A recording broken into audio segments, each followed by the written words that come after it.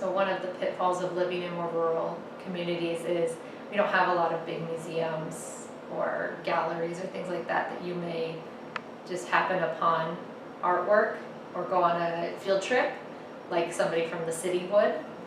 And so I definitely feel myself as an artist, a teacher, as a community member, as kind of an ambassador for that, is elevating, exposing, and showing the importance and necessity of the arts for all things, whether it's economy of your town, just general knowledge, the love of, the aesthetics, is trying to make it so that it's not intimidating or ultra confusing or elitist. And I think that, working in Pasco and living here in Walla Walla is I kind of have the opportunity to bring art, whether it's just in the classroom or through a board I'm on or through a community event that helps to energize the community with the arts community, the community at large with the arts community within those places, because they are there, they're just not quite as strong as they would be in like Seattle or Portland or San Francisco, big cities. And I love it here, and I love art, so I'm trying to kind of bring those two things together where I don't feel like I'm just trying to jump, closer to the big city so that I can leave this place. I feel a dedication to the community I'm in and supporting that and making it a place that is just as rich as anywhere else and could foster art, contemporary artists, just like you could in a bigger place.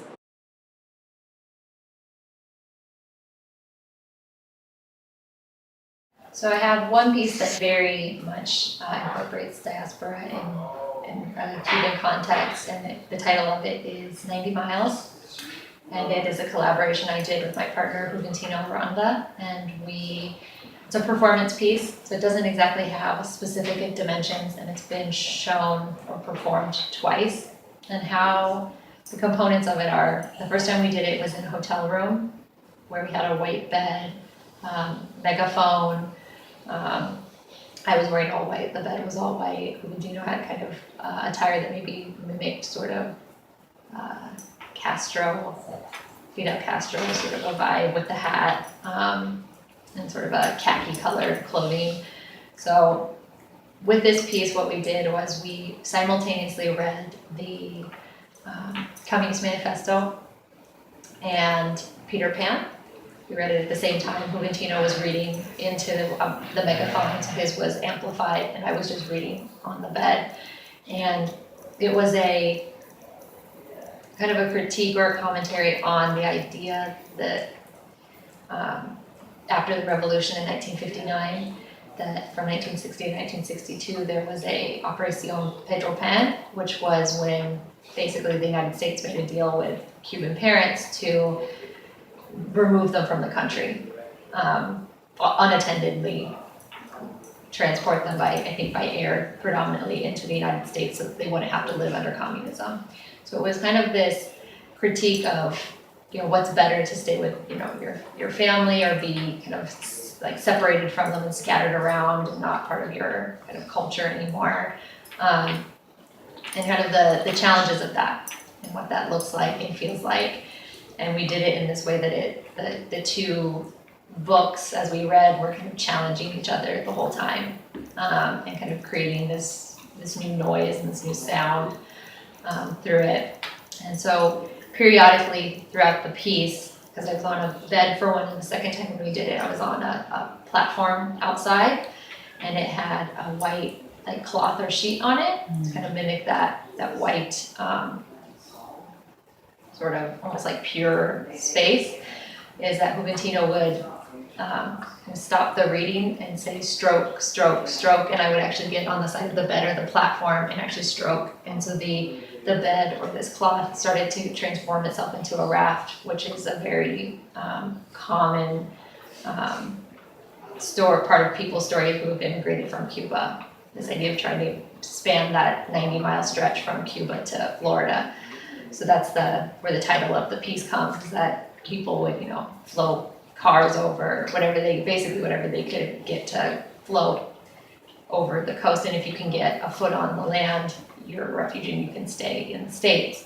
So we were trying to kind of make this new place and mimic this idea of rafting and getting yourself closer and closing the gap between those, 90 miles doesn't seem like that much, but it's a life or death, potentially travel for some people, and you could get sent back if they get you before you land. So we were kind of interested in blending together the immigration story of Cubans post 1959, the children who were part of the Pedro Pan kind of flight, and just kind of blending those experiences with this old idea of communism through Karl Marx's book. So we kind of started to probe in ideas of that's spreading people out and separating them from their kind of homeland, which is interesting even further because there are no more indigenous people in Cuba. They were completely eradicated by European settlers. So this idea that even the people that was their home, their homes were even somewhere else before that they weren't indigenous to that place to begin with. So it was kind of this interesting look at migration and immigration. So I'm a quarter Cuban. My maternal grandmother is Cuban, and Juventino is Mexican American. So we have these stories in our families of people leaving, some more intense and scary than others. Because my grandmother's immigration story wasn't as brutal because she came in the 20s, but we both have these kind of stories of leaving and defecting and migrating and choosing to kind of leave where you're from and go somewhere else. And that really shapes who we are and who our families are. So we kind of brought our two experiences familially together to look at this idea of spreading out. And Cuba is a very small island, but there's Cubans everywhere because of this kind of leaving over time. So that's probably the piece that most prominently looks at that concept and idea. So all my family, we were really interested in figuring out how to go. My mom was born in 1959, and so all of her siblings before her, they actually vacationed to Cuba, but she was born the year of the revolution and she never got to go. So my family, my direct family, have never, no one but my grandma have actually been to Cuba. So we're all extremely interested in going, especially before it gets maybe Americanized. Mm-hmm. So yeah, most definitely.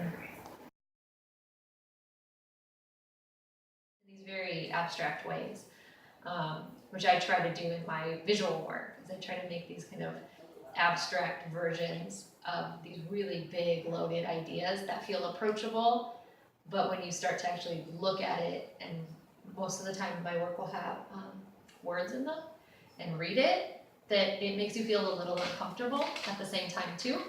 So this piece might be a good example of that, is that it has a little piece of gingham behind it, which is a very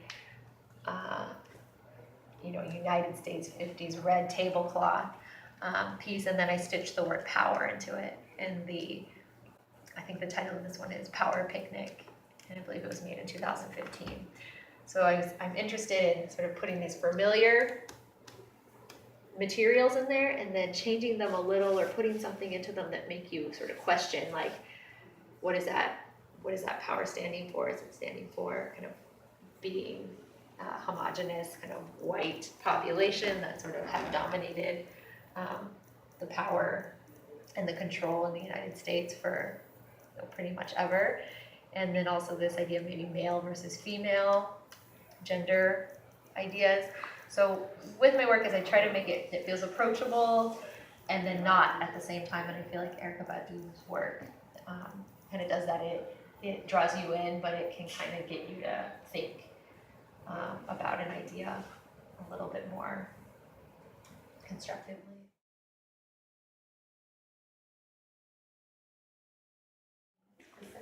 So these two might fall into that. And so the main objects in these are woman putting on basically like a girdle kind of a thing that's called compresso. And then the second one is a man wearing one that's called the Wonder Slim. So just interested in these dynamics of beauty and perfection, and what that looks like and feels like and how that's advertised to us. And then beyond that, most of my work, especially that I've been making like 2013 and on, uses thread. So I've used thread as an idea that objects and materials can get gendered. So thread is very much linked to the home and domesticity and women. And I was interested in this idea that it's something that's somehow linked to me as a female, but I don't really know how to sew. I've never made my own clothes. I understand it to a certain extent, but so I use the material that is already loaded to draw my lines rather than using traditional materials. So then rather than drawing a line with a pencil or a line with paint or charcoal, I use the thread or the string to draw the lines and make the marks. And I feel like in that way I try to elevate women's work to a fine art realm. So women's work typically falls into more decorative, more domestic, lesser arts forms. So by using those materials, I try to elevate the status of those materials, and by doing that, you elevate the status of a whole group of people, women as a whole. So that's my work. Just always, I feel like, has a link to gender, even if it isn't obvious just through the material I choose to use.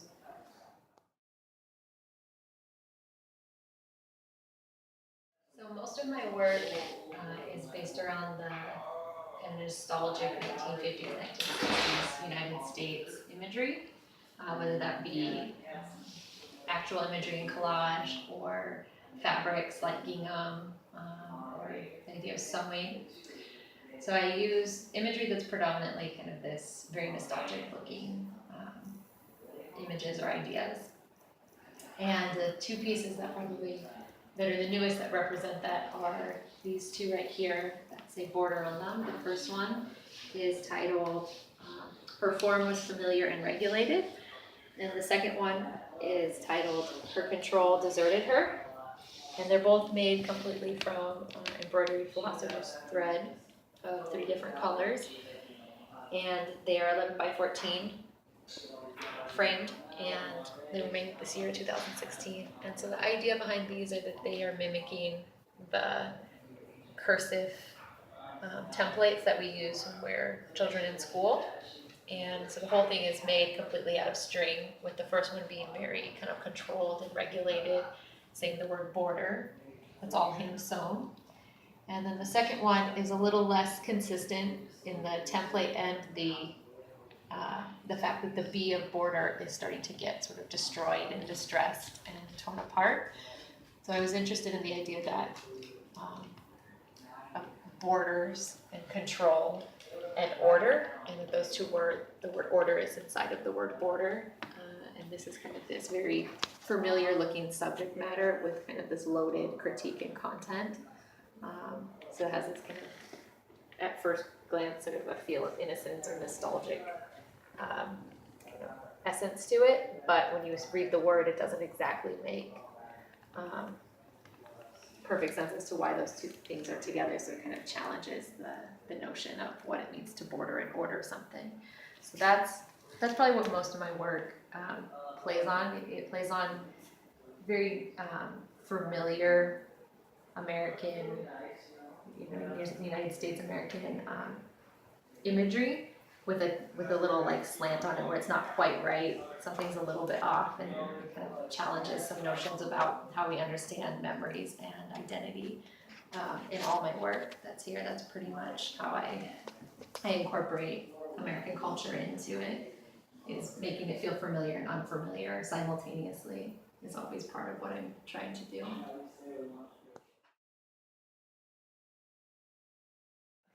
It took me a while to get there because I didn't feel like I was Cuban enough, because I'm pretty fair. I'm only a quarter. I don't speak Spanish. Like I have so many things that I felt were Latina enough. But in the last 4 or 5 years, I felt like that is something that I can more appropriately accept and use in my work, and not feel like I'm faking it or something, because it is a part of my cultural heritage. And I think that's an important thing for me just in my growth as an artist.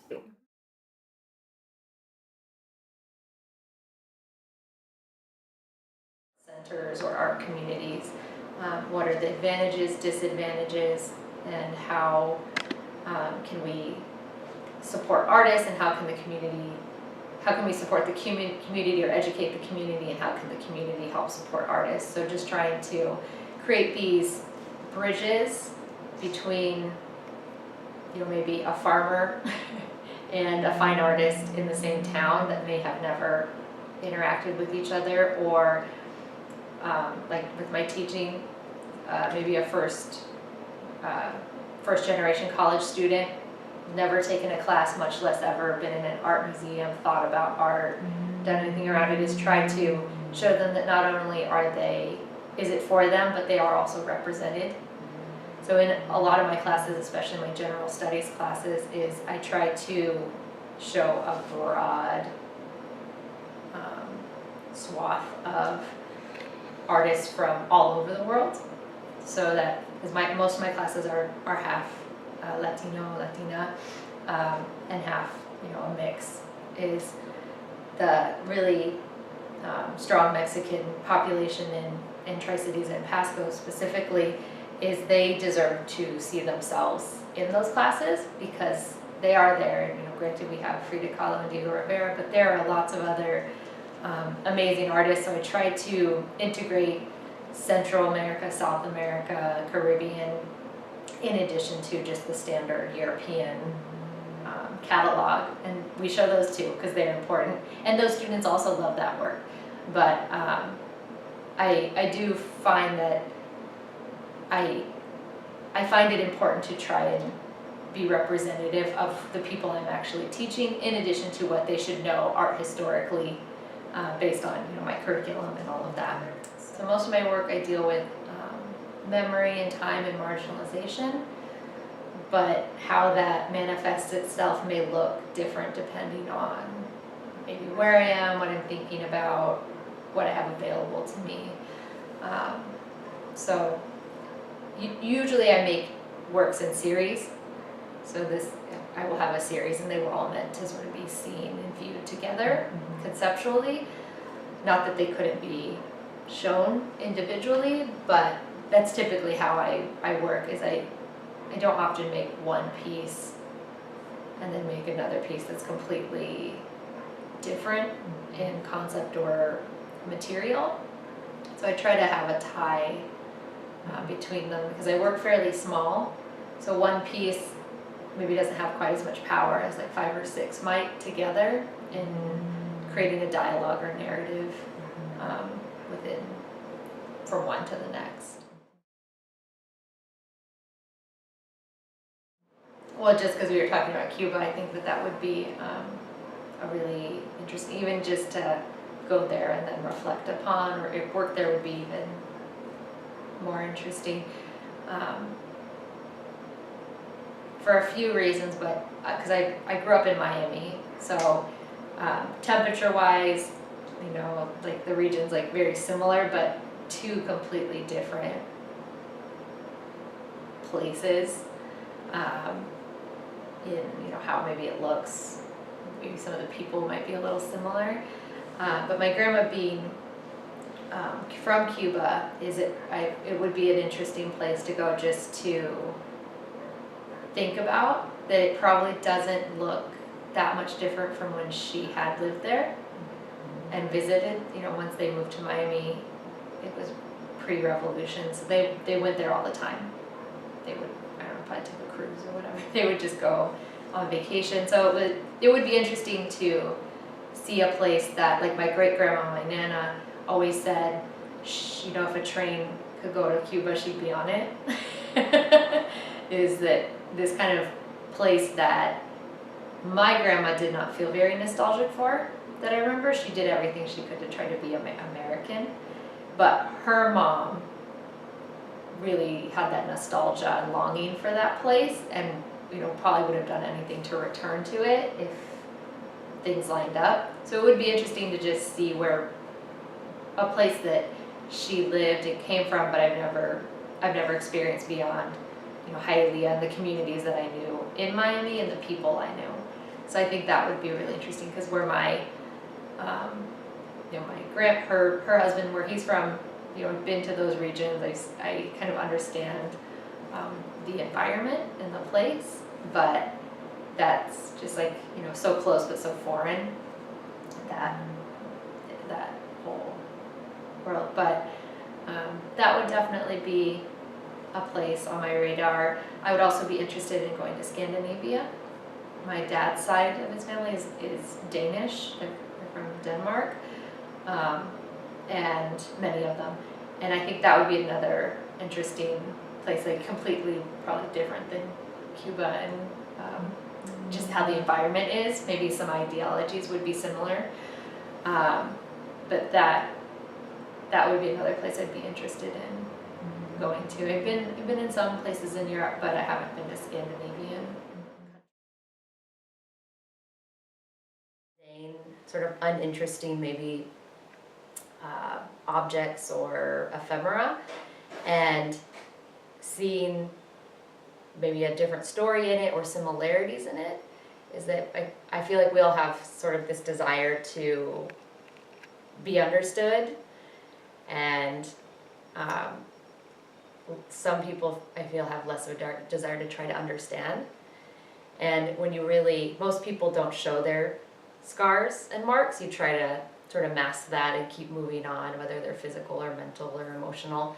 But if you really boil most people's down, is we have similar marks and scars. They maybe were put there differently, or induced or by others, whether it was through love or death or heartbreak. So I'm interested in marks and scars that maybe are unseen or seen, that while the story may not be identical, its root may be the same. You were in love, somebody died, you were homeless. There may be some similarities throughout most people's stories. And so in my work, I try to use that banal everyday, a grocery list or a receipt or a love note that's somebody else's. And while it's not yours, something about it is very familiar, and it kind of will maybe bring up, and while a grocery list may not bring up a scar or anything like that, it will kind of show you that you're just the same as the person that left that. They have to go buy milk and eggs, and you're doing very similar type things. While you feel like you're very different than the person next to you, you really are not. And so I'm interested in taking those very basic leftovers that were important maybe at one time when you were at the grocery store, when you wrote the love letter, whatever it may be, and then it got lost and removed from you. And so I try to reincorporate that to make kind of this community between me, maybe not community, like a collaboration almost, maybe between me, the thing that I found, and the viewers who view it, whether it's somebody who recognizes it as their own or they see similarities, and to try to simultaneously create familiarity and obscurity within the viewer, to sort of challenge and question what does it mean to, what do those things mean to them, even though they are not theirs, but they still feel very familiar. And it's because we have similar marks and scars, whether they're seen or unseen, whether they're good or bad. They kind of make you who you are. And that's one of the big goals in my work, is to try to subvert the idea of marginalization. It's like, you're different than me, your experience, you don't understand me, it's completely different. And try to make people realize it's like most people's experiences at one point or another are very similar. The human experience is obviously different, but there are some basic things that you can kind of find as a thread throughout most people. And if you sit down and listen to most people's stories, they're joyful and heartbreaking and complex. And I think it's very easy to dismiss because you think that they don't, like maybe they haven't experienced something like you, or haven't experienced anything at all that would be worthwhile for you to sort of understand. And I try to make the viewer or people looking at the work maybe, I don't know if the word's comfortable through this banal information that they're seeing, but also uncomfortable at the same time, so it sort of challenges them to think about how they may or may not be similar or different to the other, and then at the same time they're the other, and if everybody's just the other, then we're all just kind of the same. So trying to sort of level that playing field is one of the big things I do in my work.